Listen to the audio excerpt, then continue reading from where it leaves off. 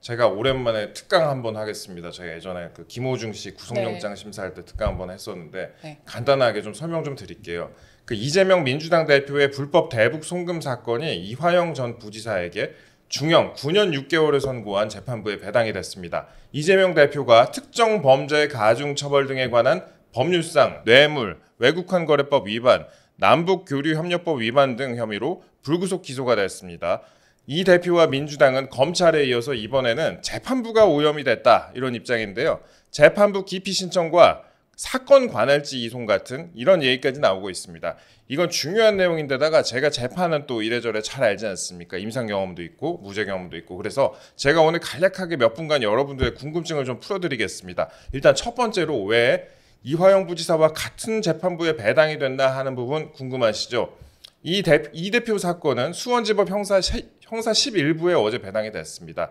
세범씨, 그 형사 11부 재판장인 신진우 부장판사에 대해서 간략히 좀 말씀 좀 해주세요. 네, 재판장인 신진우 부장판사는 서울대 법대를 졸업한 연수원 32기로 지난 2016년부터 3년간 대법원 재판연구관을 지낸 엘리트 법관입니다. 예. 대법원 재판연구관은 능력을 인정받는 법관들이 가는 자리입니다. 지난 1년 8개월간 신 부장판사는 이화영 씨 뇌물과 정치자금법 위반, 외국 환거래법 위반 등 혐의에 대해 심리를 했는데요. 지난 7일 징역 9년 6개월을 선고했습니다. 네, 9년 6개월을 선고를 했죠. 그리고 아까 대법원 재판연구관 말씀하셨는데 그 대법원 재판연구관 코스가 전형적인 엘리트 법관의 코스예요. 그래서 대법원 재판연구관 출신이면 어느 정도 이제 실력을 인정받았다 이렇게 법조계에서는 이해하는 분위기고요. 그런데 왜 이게 신진호 부장판사에게 이재명 대표 사건도 배당이 됐나? 이게 수원지법에 부패 전담 재판부가 딱 2개가 있어요. 그러니까 2개가 있으니까 형사 11부와 14부 2개가 있는데 그 중에서 무작위로 전산 배당이 이루어집니다. 사건의 경우에는. 그 수원지법도 어제 이재명 대표 사건이 전산으로 형사 합의 11부에 자동 배정됐다 이렇게 밝혔습니다. 네, 2분의 1 확률이네요. 인생은 언제나 2분의 1 확률이에요. 그러니까 뭐 되거나 안 되거나 인생은 언제나 2분의 1 확률입니다. 그런데 신 부장판사가 이화영 씨 판결을 하면서 대북 송금을 이재명 당시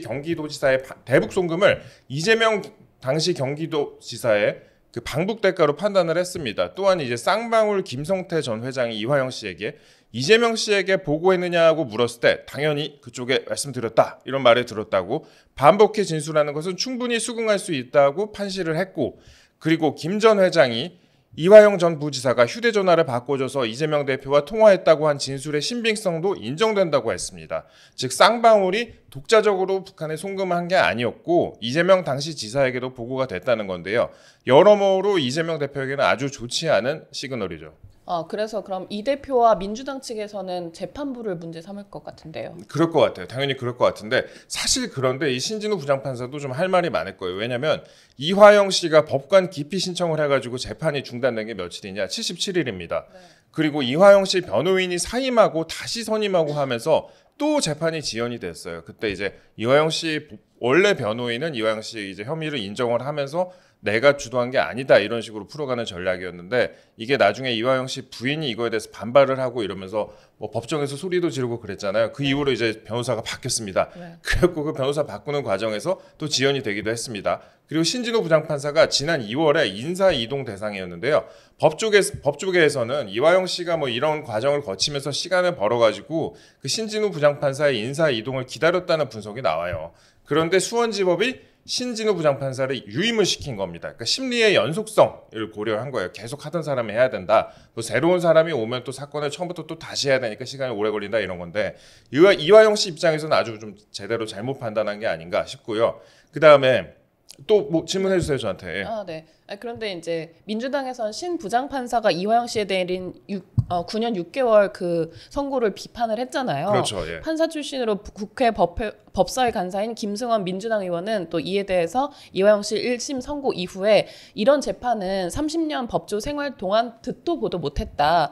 그러면서 절차도 엉망, 결과도 오판이라고 이렇게 말했어요. 물론 민주당 입장에서 이거 환영을 할 수가 없죠. 9년 6개월을 받았으니까 당연히 비판을 했을 텐데 근데 이런 식이면 아마 이제 공정한 재판을 기대할 수 없다 이렇게 얘기를 하면서 재판부 기피 신청을 할 가능성이 좀 있어요. 기피 신청이요? 예, 기피 신청. 그러니까 싫어요 이런 거죠. 이 사람 바꿔주세요 이런 건데 형사소송법 18조에 따르면은 법관이 불공정한 재판을 할 우려가 있을 때 검사 또는 피고인 등이 제기할 수 있는 행위로 법률에 규정되어 있는 사유에 해당하는데 그 법관을 직무집행에서 배제해달라고 신청을 할 수가 있습니다. 그러니까 뭐 굉장한 악연이 있다든지 이게 도저히 이게 받을 수가 없는 그런 상황이 있거든요. 뭐 가족 친척이라든지 뭐 여러 가지 상황이 있으니까. 근데 그런 게 아닌 경우에는 이게 좀 힘들어요. 그래갖고 기피 신청이 접수가 되면 같은 소속 법원의 다른 재판부가 기피 신청을 받아들일지 안 받아들일지 여부를 이제 결정을 하는데요. 사실상 이게 받아들여지는 경우는 거의 없다. 그냥 제로다. 네. 거의 제로다라고 제로. 생각을 하시면 됩니다. 네네. 그러니까 이번 사건의 경우에도 기피 신청을 할 만한 마땅한 근거가 전혀 없어요.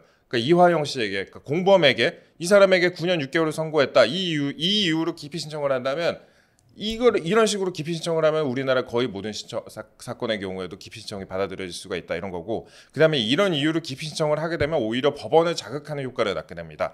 물론 재판을 지연시킬 수는 있겠죠. 이화영 씨가 77일을 지연시켰듯이 그런 식으로 할 수는 있습니다. 그리고 이화영 씨가 1심에서 재판부가 공정하지 않다 하고 교체해달라고 해서 2달간 재판이 지연됐었잖아요. 이렇게 되면은 제가 아까 말씀드렸다시피 이재명 대표도 이런 식으로 시간을 벌려고 시도를 할 수는 있습니다. 참고로 그 지금 신 부장판사가 3년째 수원지법에 있는데요. 재판 예규에 따라서 재판장은 3년, 그 다음에 배석 판사는 2년씩 근무를 합니다. 그러니까 재판장인 신 부장판사는 내년 2월에는 떠나야 되는데, 근데 내년 2월에 새로 부임한 그러니까 지난 2월에 또 새로 부임한 배석 판사 2명은 26년 2월까지 근무를 하게 돼요. 물론 이제 여러분들 아마 기억을 하실 텐데 문재인 정부 치하에서 그때 김명수 대법원 체제하에서 코드 인사 논란에 빚었던 판사들이 있습니다. 당시에 윤종섭 부장판사가 6년, 그 다음에 정권 핵심 인사 연루 의혹을 다수 이제 판결을 했었던 그 김미리 부장판사라고 있었습니다. 이분은 4년을 중앙지법에서 자리를 지켰습니다. 그러니까 끝까지 지켜봐야 되긴 합니다. 그리고 이화영 씨 재판을 거치면서 수많은 증인을 신문을 하고 증거조사까지 마쳤기 때문에 이 대표의 경우에는 심리 속도가 이화영 씨에 비해서는 좀 빨라질 것 같다. 이런 전망이 나옵니다. 즉 짧게 설명을 제가 드리자면 기피 신청이 받아들여질 가능성이 거의 제로고 한다면 시간 벌기 용도로 시도하는 정도다라고 말씀을 드립니다. 그리고 이화영 씨 유죄 판결문 자체도 재판은 그 재판장이 하지만 판결문 자체는 배석 판사가 쓰거든요. 좌배석 우배석이 있는데 배석 판사가 쓰기 때문에 재판장이 교체가 돼도 판결 자체가 크게 달라질 가능성이 있을까라는 게 이제 그 법조계 일반적인 판단입니다. 예. 그래서 나오는 소리가 아예 수원지법권을 서울중앙지법으로 이송을 해달라는 거 아닌가요?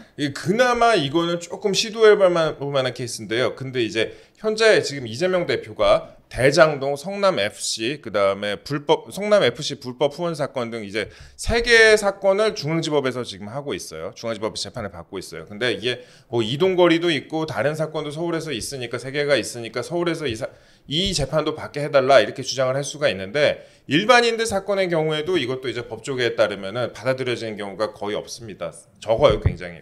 예를 들면은 내가 지금 서울에 살아요. 서울에 사는데 법원이 제주야, 막 부산이야 이런 경우에는, 그리고 공범도 없고 뭐 단순한 사건이야 이런 경우에는 가끔 들어주기도 하는데 지금 이재명 대표의 경우에는 인천 계양에 살잖아요. 근데 네. 수도권이잖아요. 우리가 아까 이제 네이버 지도를 한번 켜봤잖아요. 네이버 지도를 한번 켜봤는데 7시에 검색을 해보니까 계양구청에서 수원지법까지 1시간 10분이 걸리고 또 계양구청에서 중앙지법까지 1시간 20분이 걸립니다. 너무 의외인데요. 예. 수원이 더 적게 걸리네요. 수원이 교통이 좋아요, 생각보다. 그리고 수도권에 요즘 고속도로가 좀 많아요. 그러니까 아무튼 간에 이렇게 중앙지법으로 사건 이송을 요구를 하면 대법원에서 판단을 하게 되는데 앞으로 어떻게 될지 좀 지켜보시죠, 한번.